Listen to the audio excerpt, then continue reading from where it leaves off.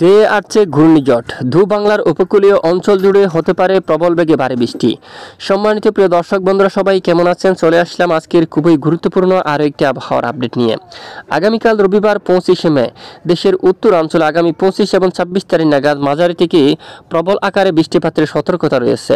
কোন কোন জেলাগুলোর উপর এই ভারী বৃষ্টিপাতের সতর্কতা রয়েছে তা জানিয়ে দেওয়া হবে। পাশাপাশি আর মাত্র কয়েকদিন পরেই বঙ্গোপসাগর বুকে তৈরি হতে পারে একটি ঘূর্ণিঝড়। এই ঘূর্ণিঝড়টি কতটা শক্তিশালী হবে বা কোথায় আঘাত আনবে তার সম্পূর্ণ বিস্তারিত আপনাদেরকে লাইভ আকারে দেখিয়ে দেওয়া হবে। তো ভিডিওটি এক নজরে শেষ পর্যন্ত দেখতে থাকুন। ভালো লাগলে লাইক করে আমাদের চ্যানেলটি সাবস্ক্রাইব করে পাশের বেল বাটনে ক্লিক করে রাখুন। আর ভিডিওটি কোন জেলা থেকে লাইভ দেখছেন, বর্তমানে আপনাদের গ্রামের আবহাওয়ার পরিস্থিতি কেমন, অবশ্যই কমেন্ট করে জানিয়ে দিবেন।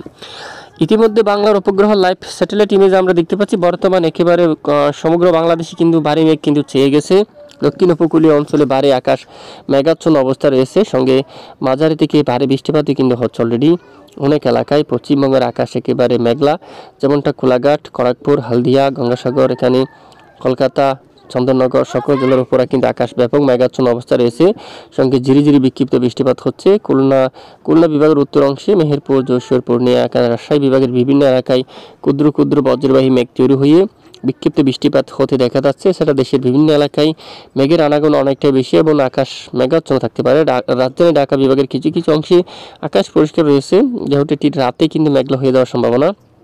এবং খুলনা, বরিশাল, পিরোজপুর, মঠবাড়িয়া এবং মির্জাগঞ্জ, জিয়ানগর এবং কলাপাড়া আকাশ মেঘলা, চরপেশন, ভোলা, লালমোহন, বুরহানুদ্দিন, তারপর ঝালকাঠি, পটুয়াখালী, তারপর গুরুনাদি সকল জেলার উপরে কিন্তু আকাশ ব্যাপক মেঘলা অবস্থা রয়েছে, সঙ্গে কিছু কিছু এলাকায় বৃষ্টিপাত হওয়ার সম্ভাবনা। সেনবাগ, কুমিল্লা এবং চট্টগ্রাম বিভাগের অনেক এলাকায় আকাশ একেবারে ভোর সকাল থেকে মেঘলা অবস্থা রয়েছে এবং ভোর সকাল থেকে দক্ষিণ উপকূলীয় কিছু কিছু এলাকায় ঝিরিঝিরি হালকা বৃষ্টিপাত কিন্তু চলমান রয়েছে এবং বঙ্গোপসাগরে কিন্তু মাঝারি থেকে ভারী বৃষ্টিপাত কিন্তু হচ্ছে। আগামীকাল থেকে যদি আমরা একটু দেখি, বৃষ্টির সম্ভাবনা দেশের উত্তরাঞ্চলে আরও বাড়বে। আগামী 24 থেকে 48 ঘন্টায় 26 তারিখ নাগাদ ব্যাপক আকারে বৃষ্টিপাতের সম্ভাবনা রয়েছে দেশের উত্তরাঞ্চল জুড়ে। তখন সিংড়া, সিরাজগঞ্জ সহ নাগারপুর, ময়মনসিংহ, সরিষাবাড়ি, বগুড়া অঞ্চল, মহাদেবপুর, বালুরঘাট, ঘোড়ারঘাট, রাজীবপুর, গাইবান্ধা, রংপুর, দিনাজপুর, ঠাকুরগাঁও, পঞ্চগড় এই সকল জেলার উপর দিয়ে জলঢাকা, লালমনিরহাট, দিনহাটা, শীতলকুচি, কুচবিহার, আলিপুরদুয়ার সকল জেলার উপর দিয়ে কিন্তু দেখুন ডুবুরি এই সকল জেলার উপর দিয়ে কিন্তু শক্তিশালী মাঝারি থেকে প্রবল আকারে ভারী বৃষ্টিপাতের সম্ভাবনা থাকবে। আগামী 48 ঘন্টায় উত্তরবঙ্গের বেশিরভাগ এলাকায় মাঝারি থেকে ভারী বৃষ্টিপাত হওয়ার সম্ভাবনা থাকবে।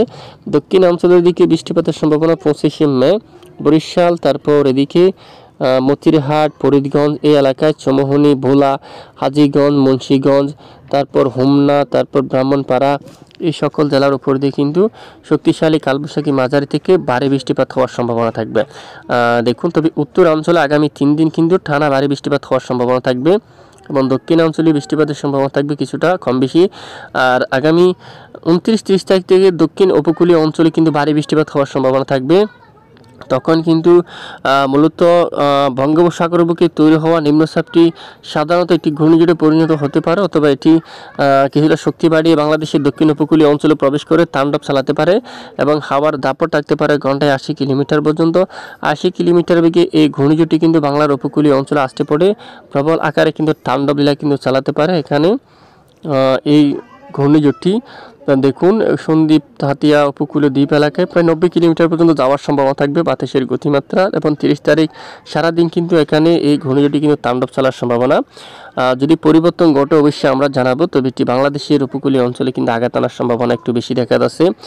বঙ্গোপসাগর কিন্তু খুবই উত্তাল থাকতে পারে তখন। দেখুন, তাই সকল মাছ ধরার নৌকা ও ট্রলারগুলো উপকূলের কাছাকাছি এসে সাবধানে চলাচল করলে অনেকটাই ভালো হবে। এবং আগামী 31 তারিখ নাগাদও বাংলাদেশের উপর মাঝারি থেকে ভারী বৃষ্টি এবং উত্তরাঞ্চলে ভারী বৃষ্টিপাত হতে পারে। রংপুর এবং এখানে আলিপুরদুয়ার, শিলিগুড়ি সহ উত্তরবঙ্গের জেলায় জেলায় কিন্তু লাল সতর্কতা জারি করা হতে পারে এবং ভারী থেকে অতি ভারী বৃষ্টিপাত হওয়ার সম্ভাবনা থাকবে। তো এ হচ্ছে আজকের গুরুত্বপূর্ণ আপডেট। এটুকুর সঙ্গে থাকার জন্য অসংখ্য ধন্যবাদ।